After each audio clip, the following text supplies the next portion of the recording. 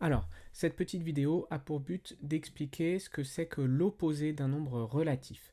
D'abord, un nombre relatif, c'est un nombre qui possède un signe. Alors, ça peut être le signe moins ou le signe plus. Et deux nombres sont opposés si ils ont la même valeur mais pas le même signe. Moins 3 et plus 3 sont deux nombres opposés. Plus 6,8 et moins 6,8 sont deux nombres opposés. Donc on dira à la fois que moins 3 est l'opposé de plus 3 et que plus 3 est l'opposé de moins 3. Et pareil, plus 6,8 est l'opposé de moins 6,8 et moins 6,8 est l'opposé de plus 6,8. Alors ça nous donne la chose suivante que moins 5, c'est l'opposé de moins 5, donc moins 5 est égal à plus 5. Moins 5 égale plus 5. C'est une règle qui va être importante, notamment dans le cadre des calculs des calculs des additions ou soustractions de nombres relatifs et aussi sur le produit.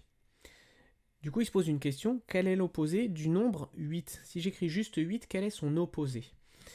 Eh bien, ce qu'il faut imaginer, c'est que le nombre 8 se traduit dans l'espace des nombres relatifs par plus 8. Le nombre 8 correspond au nombre plus 8. Pour moi, 8 et plus 8 ne sont pas les deux nombres identiques.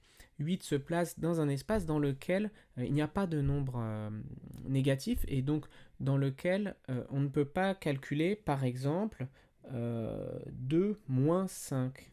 Le calcul de 2 moins 5 n'a pas complètement de sens parce que ces deux nombres ne sont pas des nombres relatifs et la réponse ici serait moins 3. Elle n'est donc pas dans le même espace que les nombres 2 et 5. Il faudrait réécrire ce calcul, plus 2, plus moins 5, par exemple, qui est égal à moins 3. Cette fois-ci, pour moi, le calcul a un sens parce que tous les nombres sont situés dans le même espace.